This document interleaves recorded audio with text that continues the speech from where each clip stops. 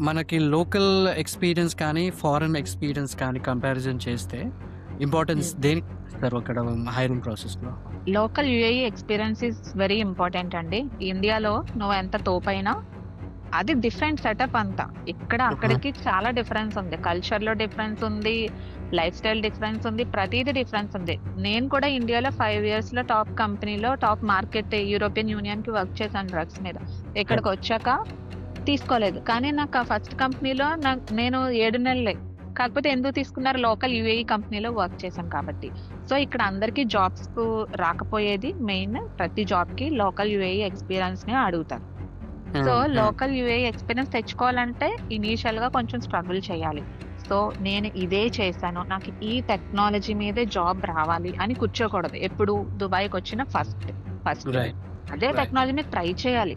రాకపోతే దానికన్నా important UAE experience అని నీ సీవీలో ఒక్కసారి పడితే నీ లైఫ్ మంచి టర్న్ తీసుకుంటది. ఇది నాకు కూడా అయింది. నేను ఆ! నేను ఫస్ట్ కంపెనీలో జాయిన్ అయిన 4 మంత్స్‌కే కంపెనీ లీగల్ ఇష్యూస్‌కి అది వెళ్ళిపోయింది. అప్‌సైడ్ డౌన్ అయిపోయింది. ఏం వర్క్ చేయలేదు. బట్ నా సీవీలో ఆఫీషియల్ ఎక్స్‌పీరియన్స్ ఎక్స్‌పీరియన్స్ ఉంది. ఉన్నందుకు అడ్వాంటేజ్ వచ్చింది మీకు. దాని తర్వాత మనం ఆ ఒక్క దాంతో నెక్స్ట్ యూటర్న్ తీసుకుంది నాకైతే. నీ గ్రాఫ్ అనేది పెరుగుతది. సో, నేను ప్రతి ఒక్కరికి కూడా కొద్దిమంది ఈ విషయం తెలియక నా జూనియర్స్ అది ఒక అమ్మాయి నాకు 5000 దిర్హం సాలరీ జాబ్ వచ్చింది. బట్ సాలరీ తక్కువ అని నేను రిజెక్ట్ చేశానంటే అసలు నువ్వెందుకు రిజెక్ట్ చేసావు? మార్కెట్‌లోకి ఎంటర్ అవ్వడం చాలా important. You have to utilize that.